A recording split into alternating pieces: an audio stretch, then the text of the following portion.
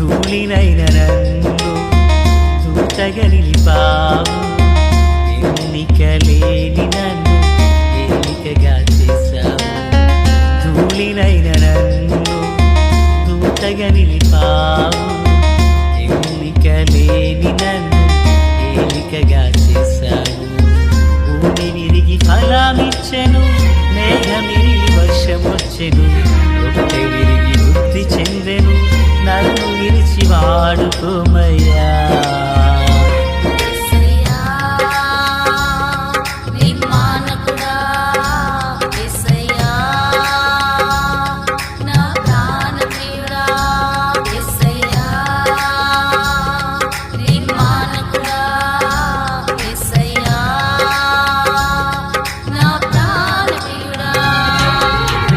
ధూళినైన నన్ను దూతగా నిలిపావు, ఎన్నికలేని నన్ను ఏలికగా చేశావు.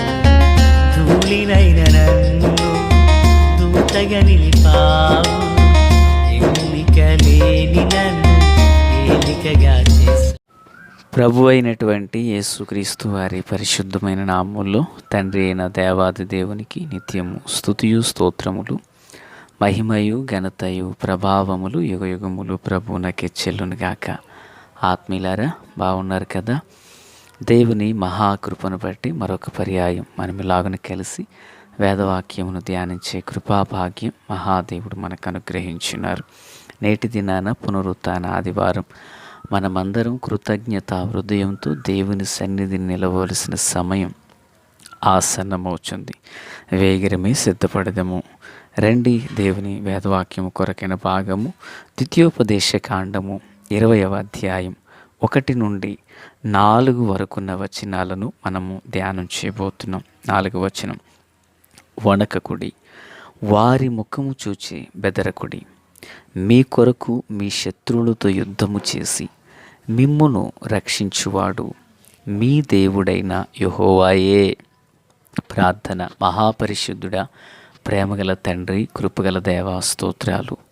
చదవబడి ఉన్న వాక్యము మీది, వినుచున్నవారు మీ వారు. మీ దాసుడనైన నన్ను పూర్ణముగా మరుగు చేసి దైవస్వరమును వినిపింపచేయండి. మీరు ఆకడ కొరకు, రాజ్యం కొరకు సిద్ధం చేయండి. నీతి సూర్యుని యొక్క ముఖకాంతి మా అందరిపై ప్రకాశించబడును గాక. మేలు చేత నింపమని యేసయ్య మహోన్నతమైన నామములోనికి ప్రార్థించిన మనవులన్నీ పొందియున్నామని నమ్ముచున్నాము మా పరమ తండ్రి, ఆమెన్. ప్రియులారా, ఈ 4 వచనాలలో మహాదేవుడు తన జనులైన ఇశ్రాయేలుతో మాట్లాడుచు అంటున్నారు, మీరు యుద్ధమునకు వెళ్ళినప్పుడు మీకంటే విస్తారమైన జనాన్ని చూచినప్పుడు వారికి మీరు భయపడొద్దు. ఐగుప్తు దేశంలో నుండి నిన్ను రప్పించినటువంటి నీ దేవుడైన యెహోవాను నేను నీకు తోడుగా ఉన్నాను గనక మీరు యుద్ధమునకు సమీపించినప్పుడు అసలు మీరు భయపడొద్దు. యాజకుడు మీకు దగ్గరకు వచ్చి ప్రజలతో మాట్లాడాలి. మీరు శత్రువులతో యుద్ధం చేయుటకు సమీపించిన ఆ సమయంలో మీ హృదయాలు కలవరపడొద్దు, జడియవద్దు, బెదరవద్దు అని యాజకుడు మీతో చెప్పాలి. ఎందుకంటే మీ శత్రువులతో యుద్ధం చేసి మిమ్మును రక్షించువాడను నేనే అంటూ ప్రభువారు ఈ మాట తన జనులైన వారితో చెప్పారు. మనం తీసుకున్న మాట ఏంటంటే, మిమ్మును రక్షించువాడు మీ దేవుడైన యెహోవాయే. ఆయన మీ శత్రువులతో యుద్ధము చేసి మిమ్మును రక్షించును కనుక మీరు బెదరకుడి అంటూ ప్రభువారు మాట్లాడారు. అంటే దేవుడే తన ప్రజల పక్షాన యుద్ధము చేస్తానని ప్రభువు చెప్పారు. ప్రియులారా, మరి దేవుడు మాట ఇచ్చి మరిచిపోవుటకు, అబద్ధమాడి పశ్చాత్తాపపడుటకు ఆయన నరమాత్రుడు కాదు. మొదటిది, ఆయన పలికినది స్థాపించకుండా ఉండరు. నిశ్చయముగా దాన్ని ఆయన నెరవేర్చే దేవుడునై ఉన్నారు. ఆత్మీయులారా, క్రీస్తునందు నాకు అత్యంత సన్నిహితులారా, దేవుని వేదవాక్యమందు తన ప్రజలైన వారి విషయంలో ఆయన ఎన్నో పర్యాయాలు తానే యుద్ధభూమిలోనికి కానీ, అగ్నిగుండములోనికి కానీ, సింహాల బోనులోనికి కానీ వెళ్ళిన సందర్భాలు మనం ఎరిగినవే కదా. ఆయన తన పిల్లల కొరకు ఏ చోటికైనా దిగి వచ్చిన మహాదేవుడు. నేనంటాను, ఆయన రక్తములో కడగబడిన నీ జీవితంలో కూడా నీవు పాతాళపు అంచున చిక్కబడి ఉన్న అక్కడికి వచ్చి రక్షించే దేవుడు. ఆమేన్. ఆత్మీయులారా, దేవుని వేదవాక్యంలో ఎన్నో సందర్భాలలో మనము ఈ విషయాలు చూస్తూ ఉంటాం. ఉదాహరణకు నిర్గమాకాండం 14:14లో ప్రభువారు అంటున్నారు, యెహోవా మీ పక్షమును యుద్ధము చేయును, మీరు ఊరకై ఉండవలనని ప్రజలతో చెప్పాను. మోషే ద్వారా ప్రభు మాట్లాడుతున్నారు.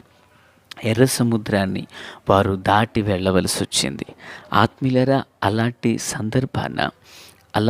సందర్భాన మరి ఇశ్రాయేలీలు కలవరం చెందుతున్నారు. ముందున్న ఎర్ర సముద్రాన్ని చూచి, వెనుకున్న ఫరో సైన్యాన్ని చూచి వారు కలవరపడుచుండిన ఆ సందర్భాన దేవాది దేవుడు తన జనులైనటువంటి వారితో మోషే ద్వారా మాట చెప్పారు, ఇదిగో మీ పక్షాన యుద్ధం చేయను, కనుక మీరు ఊరకనే నిలిచి ఉండండి అంటున్నారు. నిజానికి మరి ఆ రోజు జరిగిన విషయం ఏంటి? ఎర్ర సముద్రాన్ని వీరేమైనా నీళ్లను తోడగలిగారా? ఎర్ర సముద్రాన్ని గజేతతో వీరేమైనా ఎదగలిగారా? ఎర్ర సముద్రం మీద అదేదో కథల్లో మనం విన్నాం కాదు, ఏదో కోతులు ఉడతలు ఏదో వంతెన కట్టాయంట. ఆ పిల్లరా అలాగే ఏమైనా చేశారంటే ఏది జరగలేదు. ఏం జరిగింది అక్కడ అంటే మనకు బాగా తెలుసు పిల్లరా. దేవాది దేవుడు తన సేవకుడైన మోషేకు సెలవీయగా, ఈ మోషే తన కర్రను పైకెత్తినప్పుడు బలమైన తూర్పు గాలి వేచగా సముద్రం అనేది 2 పాయలు చేయబడింది. 2 పాయలుగా చేయబడింది. అంత మాత్రమే కాదు పిల్లరా, ఒకవేళ రాత్రి నీరింకిపోయిందేమో అనుకుంటున్నారేమో. లేదు పిల్లరా, ఆరిన నేలగా మలచబడిందంట. అంటే ఇజ్రాయేలీలకు అరికాలు కూడా బురద కాకుండా దేవుడు వారిని నడిపించాడు. అద్భుతం. ఇశ్రాయేల్ నుంచి మించిగా 20 లక్షల పైబడిన జనాంగం అద్భుతంగా సునాయసంగా ఆ రాత్రి అగ్నిస్తంభపు వెలుగులో వారందరూ దాటివేశారు. మన అంశాన్ని మర్చిపోద్దు పిల్లరా. మీ శత్రులతో యుద్ధం చేసి మిమ్మల్ని రక్షించేవాడు మీ దేవుడైన యెహోవాయే. ఇప్పుడు దేవాది దేవుడు ఇశ్రాయేలీయులందరినీ అద్దరికి నడిపిస్తే ఆ మేఘస్తంభం తెల్లవారి సమయానికి ఆ అగ్నిస్తంభం పైకెత్తబడి ఇశ్రాయేలుకు నీడగా ఉండుటకు పగటి వేళ మేఘస్తంభంగా మారింది. ఈ సంగతిని చూసినటువంటి ఐగుప్తీయులు, అయ్యో రాత్రంతా అగ్నిస్తంభంగా వారికి వెలుగునిచ్చింది, మనకేమో చీకటినిచ్చింది, తెల్లవారేసరికి మరలా మేఘస్తంభమై వారి మీద నిలిచింది, మనం కూడా ఈ సముద్రాన్ని దాటుకుని వెళదాం, ఇదే ఆరిన నేలలో మనం వెళదామంటూ వారు బయలుదేరారు. బాగా వినాలి, వారు బయలుదేరినప్పుడు జరిగిన విషయం ఏంటి పిల్లరా?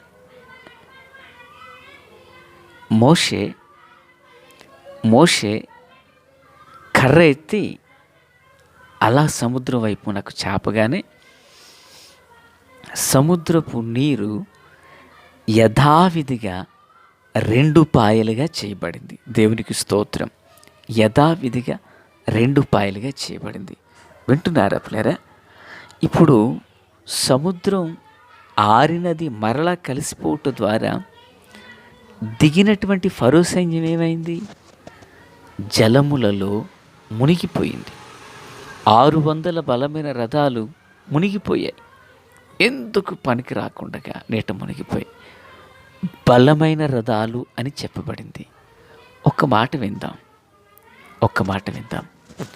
ఇశ్రాయేలీల పక్షాన 600 రథములతో వచ్చిన బలమైన శూరులు నీటి లో మునిగిపోయారు. అంటే దేవుడు తన ప్రజల పక్షాన యుద్ధం చేస్తాడు. ఈ మాటలు వినిచిన ఆత్మీయులారా,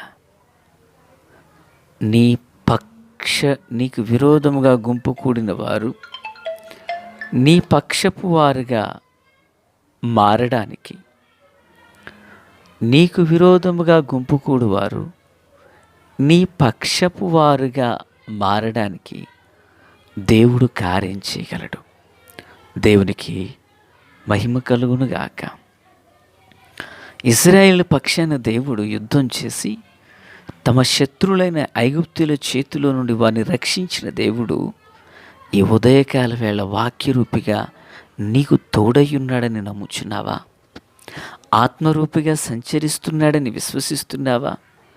ఇశ్రాయేలుకు ఐగుప్తీయుల మీద జయమును కలుగజేసిన దేవుడు, సముద్రం మీద విజయాన్ని కలుగజేసిన దేవుడు నీ జీవితంలో కూడా సముద్రమంతటి సమస్యే కావచ్చు, ఐగుప్తీయుల వంటి బలమైనటువంటి శోధనే కావచ్చు, దేవుడు నీకు జయమునివ్వగలడు. దేవుడు నిన్ను రక్షించగలడు. పిల్లరా, 1, 2 సందర్భాలు కాదండి. దావీదు గొలియాతుతో యుద్ధం చేసినప్పుడు, యెహోషాపాతు యుద్ధానికి వెళ్ళినప్పుడు, హిజ్కియా యుద్ధానికి వెళ్ళినప్పుడు, ఎన్నో సందర్భాలలో దేవుడు తన ప్రజల పక్షాన నిలిచి అద్భుతమైన విజయాన్ని ఇచ్చాడు. అబ్రహాము 318 వెంట పెట్టుకుని 4 రాజులను తరిమినప్పుడు గొప్ప జయాన్ని కలుగజేసిన దేవుడు మనకు తోడై ఉన్నాడన్న సంగతిని మర్చిపోవద్దు. కనుక విశ్వసించి ప్రార్థన చేసుకుందాం. ప్రభు కృప మనందరికీ తోడై నడిపించునుగాక. ఆమేన్. తండ్రి దేవా స్తోత్రం. దివ్యమైన కృప, కాపుదల, కనికరాలు రెట్టింపు చేయండి. మీ దివ్యమైన ఆశీర్వాదాన్ని అనుగ్రహించండి. ఆశ్చర్యకరమైన మహాకృప తోడయుండునుగాక. వాక్యమందరూ హృదయాల్లో ఫలభరితం చేయండి. అయ్యా, నీ ప్రజలమైన మా పక్షమును యుద్ధము చేయవాడు నీవే గనుక సహాయం చేసి కృపతో నింపమని యేసు నామములో ఆమేన్. Praise the lord.